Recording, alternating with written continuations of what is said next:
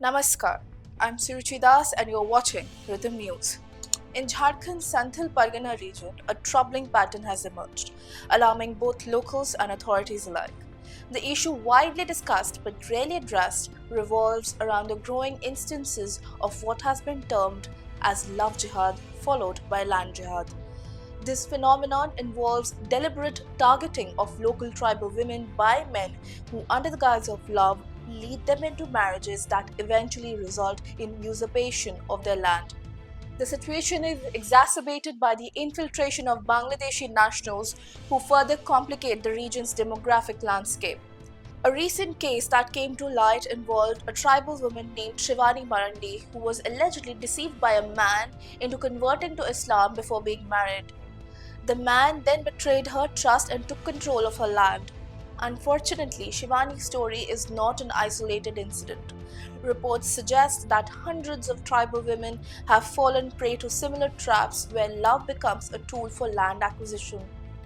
The rise of these cases has caught the attention of BJP leaders who have been vocal about the dangers these practices pose to the indigenous population. Nishikant Dubey, a BJP MP from Gorda, highlighted this issue in Parliament on July 25, 2024. He emphasized the alarming demographic changes in the Santhal Pargana region, noting that the tribal population has significantly declined from 44.67% in 1951 to 28.11% in 2011. Meanwhile, the Islamic population has surged from 9.44% to 22.73% over the same period. Dubey expressed grave concern over this trend, pointing out that in some areas the voter growth rate has inexplicably shot up by 123%, with a significant increase in the Muslim population.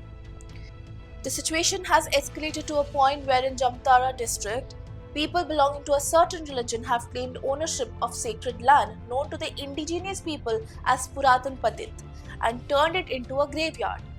This act has further deepened the rift between communities, fueling tensions in an already fragile region.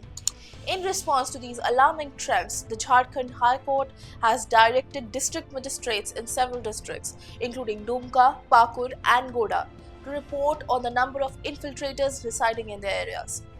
The court's directive came after a petition highlighted the drastic demographic shift in Santhal Pargana region.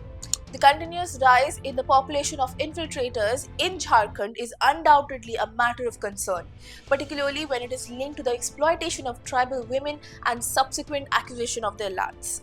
While it is essential to address this issue, it must be done with caution to ensure that social and communal harmony is maintained. The situation calls for a balanced approach that safeguards the rights of the indigenous population while promoting peace and stability within the region.